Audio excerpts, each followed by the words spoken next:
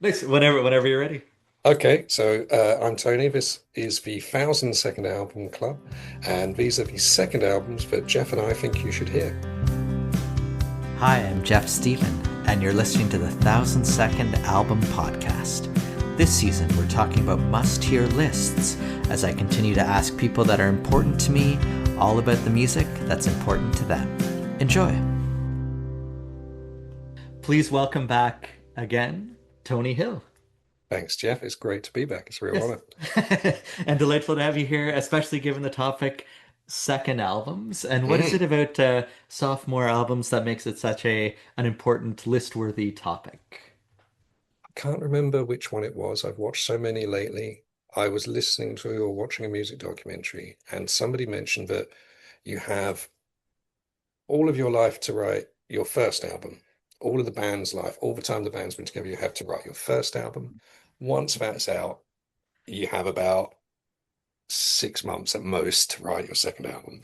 And there are so many, I think, where, for all of these great ones I've got on my long, long list that I've shortened down, there's probably quite a few where the second album missed the mark and you think, how did that band survive? But there are so many where I think that the first album that you think they'd had all that time to write out felt weak in comparison to their second album, and those second albums sort of blow it out of the water. And the ones I've gone for, I think, are those where they've made a real difference.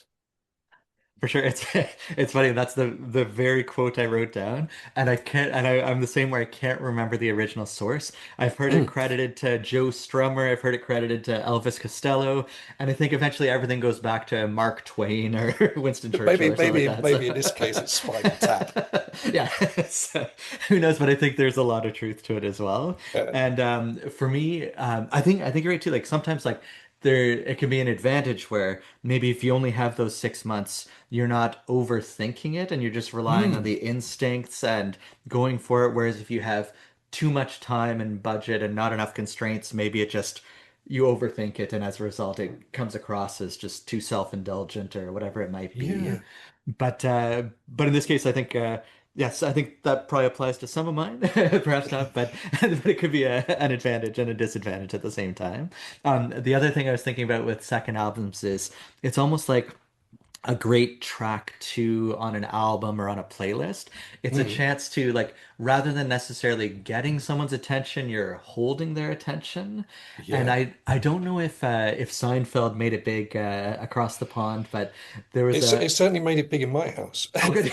As it should. But there's the great scene where they rented a car and they took the reservation, but they couldn't hold the reservation. And Jerry was saying, like, that's really the most important part is the holding. And I think, Yeah. like, for these albums, for mine, they all did a great job of Mm, holding my attention, and they've hooked me, and I'm sticking around from here on. So, yeah.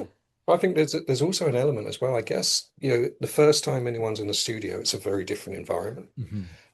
I've been in recording studios when bands are making their first records, things like nothing major, but just local bands, local studios, and it's a new environment. They go from suddenly being really tight, really knowing how their stuff in practice, rehearsal, playing live, and they don't know how to work in a studio, and so it doesn't get it right. And then they go on the road, they get tighter, they play better, they get more songs, and so the second time round, they know what they're doing in the studio, and I think that's why some of them elevate it as well as hold it, Yes, perhaps. I like it. Nice, and we'll see if we ended up doing the overlap. It'll be a good problem if we don't, and The it one I could, thought yeah. we would, I omitted, and I'll Oh, tell you why if we get to it. If we get to it, I'll tell you why.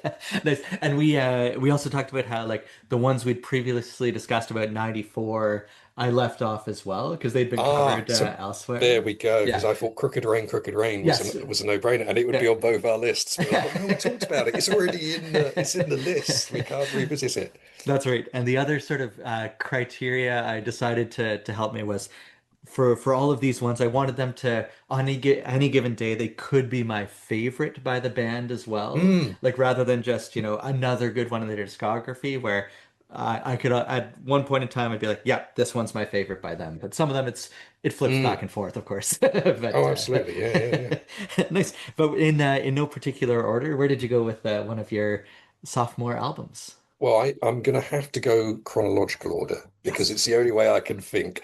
And I will caveat these again by saying that the vast majority of these almost have alternates Yes. and things I could swap in. But my first one I'm going for is Bruce Springsteen's "The Wild, the Innocent, and the E Street Shuffle" from 1973. Hmm.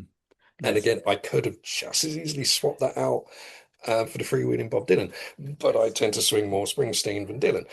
But yeah, I've gone for "The Wild, the Innocent, and the E Street Stuff" was my first choice. Nice. And there's no wrong answer if it's Bruce or Dylan. So Yeah, no, nice. you can't But go wrong. what was it that tipped the scales to Bruce in this case? So many years ago, I did a thing on my blog where I went from like least to most favorite Springsteen albums in order, and there was quite a few. And I think as I got further down the list, it hadn't appeared, and I think it would probably now rank higher than it did at the time. I think it's what baffles me is that it's just 6 months after his first album, or at the end of the same year as his first album was released. There's a little bit of continuation on that from what I used to refer to as, swallow the thesaurus Springsteen, with some of the first side of it. And then I think it just leaps forward on the second side. And I think there are some albums out there with what you call a perfect side B, and this has a perfect side B. You've got Incident on 57th Street, you've got Rosalita, which is like the prototype Born to Run, and then you've got New York City Serenade. And what baffles me about New York City Serenade, more than anything on that album, I've been listening recently to his Streets of Philadelphia sessions stuff from his Tracks 2 box set. And in that, when he's recording that, I'm kind of, very sad now, I think I'm a little bit older than he was when he was doing that in the early 90s or the mid 90s. And I can understand how he came to those things and wrestling within a doubt, the mental health stuff, all of that. I can hear that. But he had no business writing New York City Serenade when he was 22. How can someone who is 22 or 23 write something like that? It's boggling, But yeah, I think there's not a song on that album that I would skip. I've got very fond memories of listening to Wild Billy's Circus Story with its tuba with my son, Yeah. and it's just a great little album. So yeah. Love it. Yes. And I love those ones where it's the whole album's great, but the side Mm, B in particular too, like where so many records could be accused of being sort of front loaded and then tapering off. yeah, But I really like those ones where it's building as it goes and you're left with such yeah. a strong impression. So Absolutely, yeah. I like that a And lot. I think it was the last time we saw that word poetry, Yeah. Springsteen. It was a different version of E Street Band, and I know Yeah. but we lost something, and that free flowing, that expansiveness, I think that's the last time it was there, and it's just perfectly captured on that one. I like it. Nice. For mine, I drifted into the 2020s, and Okay. I don't know if you're in the same boat with your child, where like you start to lose control of the stereo in the car and that sort of I thing. just today upgraded my Spotify to have the duo thing Yeah. because I was trying to listen to something at Yeah. work, and the next thing I know, It's true. But full credit to my family because they've introduced me to some stuff that I probably wouldn't have heard otherwise. mm, And we're going in an uncharacteristically pop direction for me oh, into Dua Lipa with perhaps okay. the best album name I think I've ever heard, Future Nostalgia, where it's such a wonderful title to begin with, and it's the more I listen to it, the more I realized how just exceptionally well crafted a Mm, pop record it is, and yeah, for many reasons, the album tracks are good, the singles are tremendous. I really like Love Again and Don't Start Now especially, and probably what appeals to me the most is it sort of fits a formula that. It's entirely possible I borrowed it from somewhere and think it's my own, but it's when I heard the song Uptown Funk, I realized it had this perfect mix of it was like 70% sort of influenced by other areas. Like in Uptown mm, Funk, they had a bit of the Commodores, a bit of Are You Jimmy Ray, a bit of Robbie Williams, a bit of Ghostbusters, like all these things, but then 30% wildly original. And that's what I feel when listening to Future Nostalgia, like where you can hear like there's the In Excess sort of riff in there, there's the White Town sample, there's a lot of sort of like influences that are pretty noticeable, but it still leaves me walking away feeling like it's fresh and exciting and new. And so for those reasons and more, I have to toss Future Nostalgia in one of my second album lists. wow. I'll put that on the to listen pile. I've Yeah. heard a few things, and I think is that the one where, well, like I say, everything feels like it's hints at something Yes. from the nostalgia and then takes it into this. That's right. Yeah. And so, which is where it hits that beautiful balance of like, if Mm. it was too derivative, I'd sort of skip past it and be like, oh, this like it's been done before. But if it was too original, maybe I don't latch on to anything. So it seems to strike that nice balance of sounding familiar enough, but still feel like it's going in a different direction as well. So would I was really pleasantly surprised with it and would recommend as well. Thanks. Where'd you go with your second one, Tony? I went nearly 2 decades into the future, Love and this it. feels like it would, much in a similar way to High Fidelity when you bring this record up. It's such an obvious choice, but there's a reason for that. I'm going with Nirvana's Nevermind. Yes.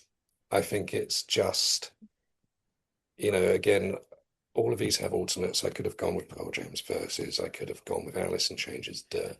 But, you know, Bleach was great. Bleach has its famous, but from the moment that Dave Grohl's drums kick in on Smells Like Teen Spirit, it just blew the doors off that whole scene. Yes.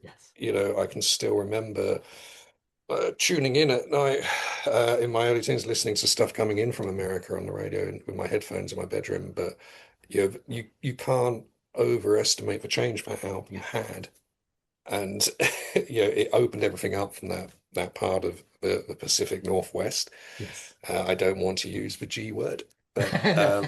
all of that great music we love from that area, that genre, I think Nirvana's Nevermind is still the template for the album that just kick-started that revolution in music. I think in the same way that people say Radiohead's OK Computer, killed off Britpop. Nevermind killed off all that poodle rock. It killed off all that dross that was clogging it up. All those, the long-haired poodle bands that are just trying to get their way into the 90s.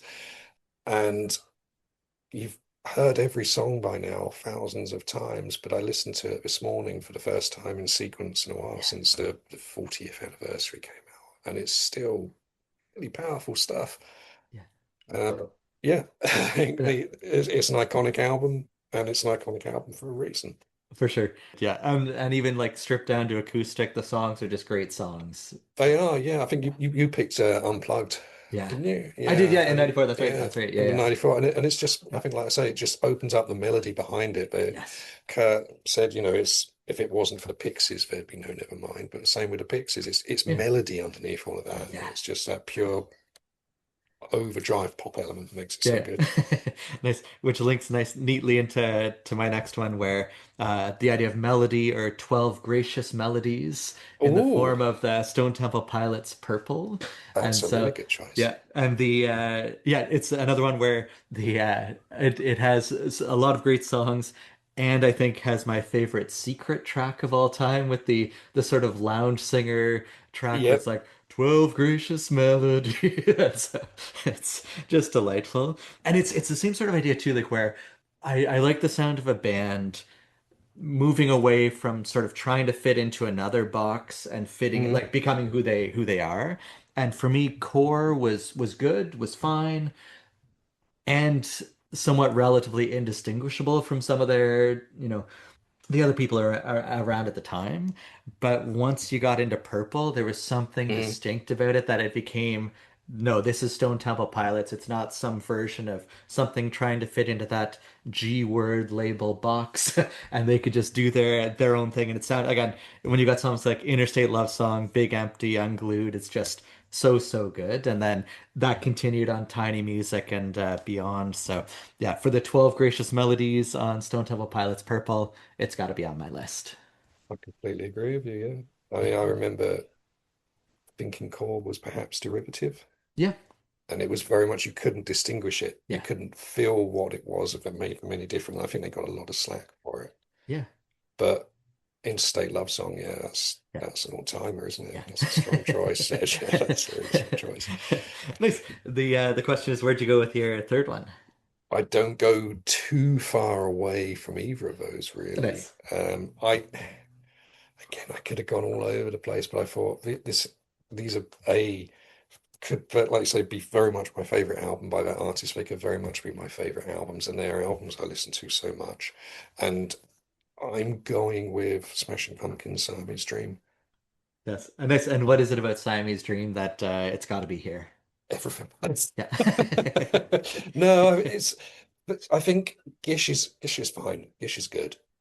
But if I remember, there were problems with the band because Corgan did everything himself and then brought it out. But this is the problem with Billy Corgan. He's such, how can someone like that, who's so obstinate and so conceited, and I don't know if you've heard any of his podcasts. He seems to take credit for a whole lot of things.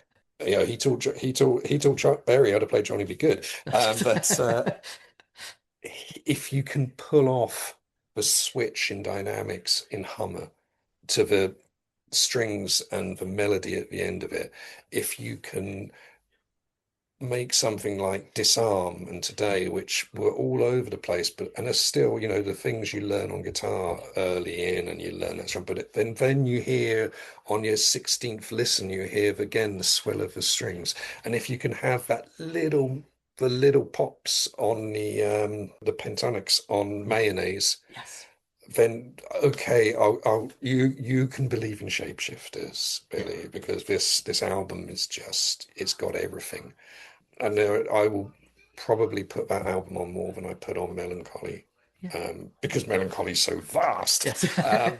But Siamese Dream, everything on there just works. And I think it again was one of those albums that represented such a massive shift in what that band was capable of doing. You, like you say, Gish got your attention, but Siamese Dream holds it and makes you realize this is something really, really worth listening to. Yeah.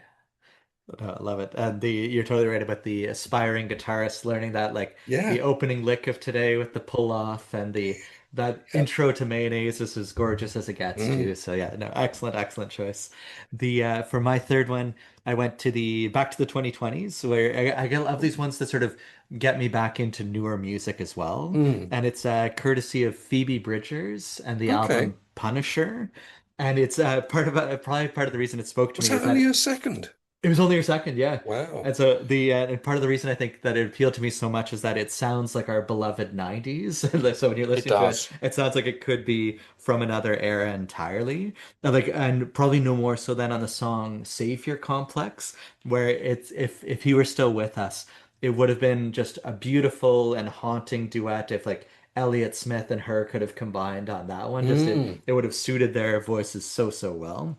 And I find it's one of those records you mentioned the Springsteen album had the strong finish. For this mm, one, I find it's more of like when your son eventually gets into quadratic relations in high school, it has like the bookends are the strongest, and not that it dips significantly in the middle, but it just has this nice sort of shallow smile to it where the opening few are sensational, the middle are solid as well, and then the closing two of Graceland 2 and I Know the End are just off the charts remarkable. So when you have an album with bookends that are that good, I find I walk away with a really favorable impression too, because it's not only does it sort of take notice right away, but you're left with a really favorable closing mm. impression. So, and not that Stranger in the Alps was too shabby an album either, but something about this one just really resonated with me. So, Phoebe's Punisher from 2021. I think it's an interesting one, really, because there were so many albums in our beloved 90s, Yes. as you've lightly referenced them, that suffered from what I call, or what a lot of people have referred to really as CD bloat, Yes. in as much as, with the LPs in the 70s and what have you, had maybe 9, 10 tracks at a push. And then CDs came along in the 90s, and suddenly we've got 15 songs on this, and we can put two more bonus tracks on. And so you were left with such you'd get a strong start, and then you'd have a real tail off, and you think, Yeah. now we're back, it feels, to this kind of don't need to hang around, just Yeah. keep it sweet. And I think Yeah. there's 12 songs on Punisher? I want to say 11, but it's 11? yeah, Yeah. yeah, Well, there's 12 Gracious Melodies on that's right. Purple. There's 9 on The Wild. And Yeah, Nevermind's got yeah, 12 if you don't yeah, count the bonus, which that's right. was one of those bonus tracks you had Yes, to hold the fast forward down because yes, it's a genuine at the end of track 12, not a track 13. that's right. Mm, That's my last two, especially my last one's definitely fits that concise 10 format, but we'll see if we brilliant. overlap on that one. So Okay. where'd you end up on your fourth one, Tony? I'm still in the 90s. as you should be. I don't get out of there. Oh, and I'll be back I too, don't I worry. did toy with a relatively modern one from a band called Public Service Broadcasting, Mhm. but I didn't. I've gone with Radiohead's to Ben's. Yes. Nice. And there are many reasons, but what were some of the ones that stood out for you why they had to be here? Again, it's just, Creep has many reasons to like it, and many reasons I can understand that the band don't like it. But you have to think that if it wasn't for the success of Creep, Pablo Honey wasn't that strong an album. Would they have gone forward? And if they didn't, we'd have lost so much. But nothing on that, even if you look at the songs like You or, you know, Blowout. Blowout perhaps hints at it right at the end. Nothing on that, or even the follow-up EP hints at what comes on the bends. It's just completely out of nowhere. I remember in 95, 96, seeing that CD cover all over the place and being intrigued and finally getting hold of it. And just, yeah, it doesn't feel like the same band. It's such a monumental step forward. There's not a single song on there I would skip. I recently picked it up on record because my son's been getting into Radiohead. He's been playing it on the piano, and while we were in Canterbury recently, he said, "Oh, should we go to next, which is Vinyl Store Junior, which is a record shop. We go in and get the bends." Like, well, yes, we should, because I don't have it on vinyl. Well, let's go home. And I've played it so many times since again, and it's just there's so much dynamic on there. There's so much songwriting skill. Tom York's rhythm guitar is unfathomably good, and I love the fact that you've got so much humor in there as well. I love the line he used to do surgery on girls in the 80s, But but gravity gravity always always wins. wins. It's just so delicious. I love the fact that they were struggling with, I think it might be Street Spirit, it might be Hydra, with the vocals on one of the songs, I think, and they tried different things. They tried like bombastic rock mixes, and then they went to see Jeff Buckley when he was playing in the UK, and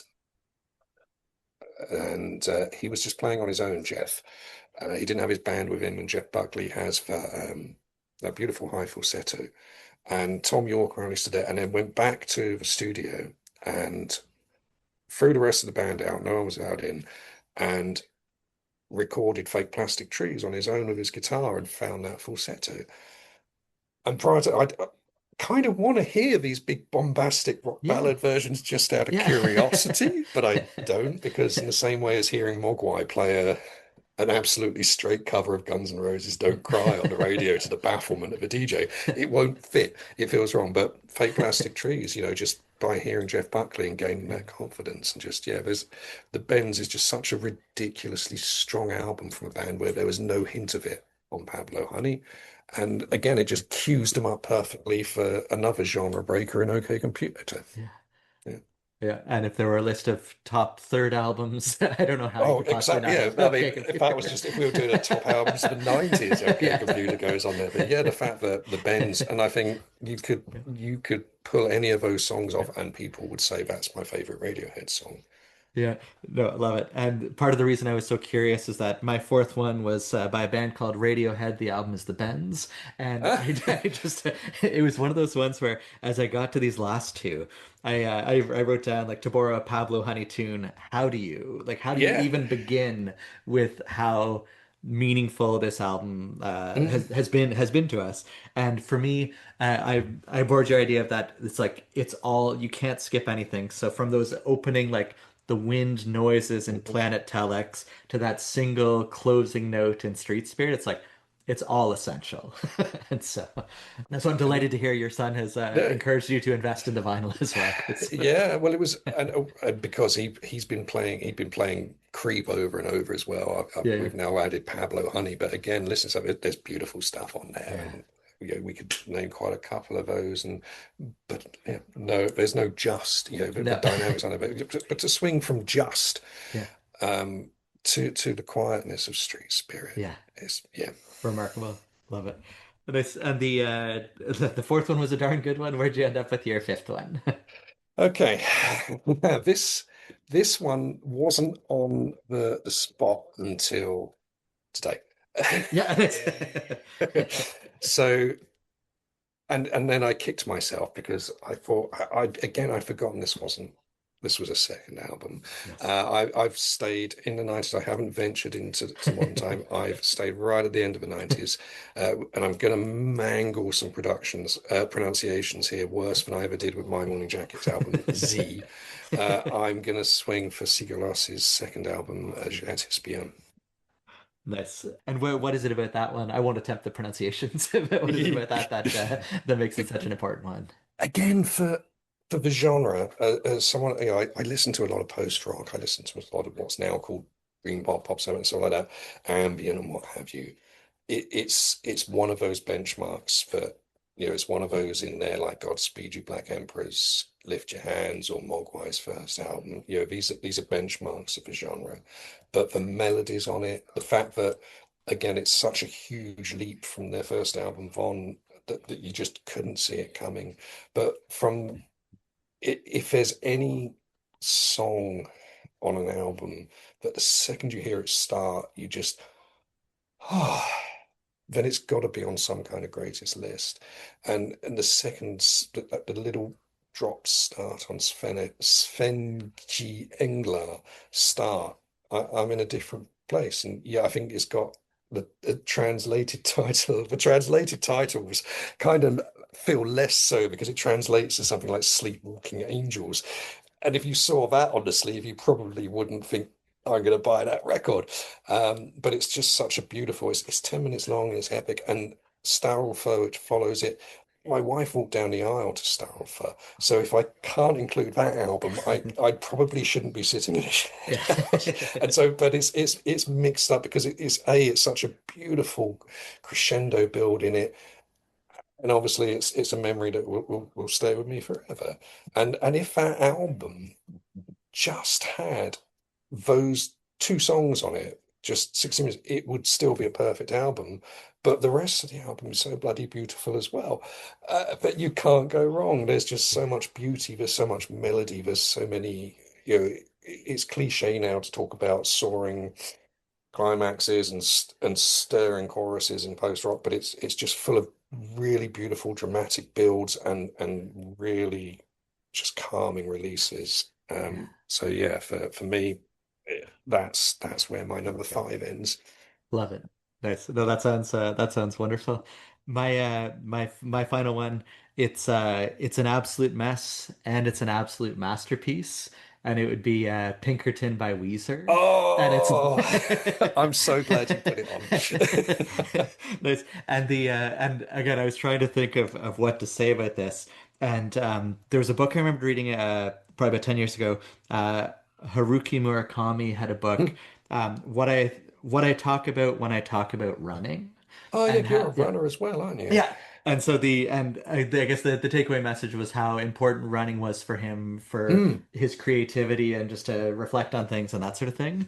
And I feel like we could have another whole podcast devoted to like each moment of some of these albums where it's mm, like the words don't do justice to how these albums really inform who we are, who we've become, because they were such an integral part of our lives at those different points in life. That for me, like when I talk about Weezer, like those first couple Weezer records, and this one mm. in particular today, it's hard to properly articulate, short of doing a whole novel of, or a whole a whole book about it, what I talk about when I talk about mid '90s Weezer. But those and many more definitely would belong on such a list. I completely concur with you. I think I'd say Pinkerton ranks among my favorite Weezer albums. Yeah. I was gobsmacked how little acclaim and how it seemed to slip under the radar. Obviously, Rivers was as well, but I think that Yes. about Make Believe as well. I love Yeah. Make Believe, and Yeah. that just gets slighted over. But there's so much joy on Make Believe as well. But yeah, Yeah. Pinkerton, that was one of my honorable mentions. So That's I'm glad it made the list. it is. No, and Make Believe is Wendy's favorite in their Ah, catalog as well. So you're in brilliant. very good company there. There we go. Nice. And I'm afraid I just see the 1 minute before Zoom kicks Oh us out. gosh. So we Oh. should probably have another whole episode devoted to all the honorable mentions that we've missed. Because so many that should be included. But a huge thank you for coming again today, Tony. And until the next discussion. Absolute pleasure, Jeff. Thanks for having me, and look forward to catching up another time. This has been the 1002nd Album Podcast. Thanks for sharing some of your time, energy, and attention with us today. Take care.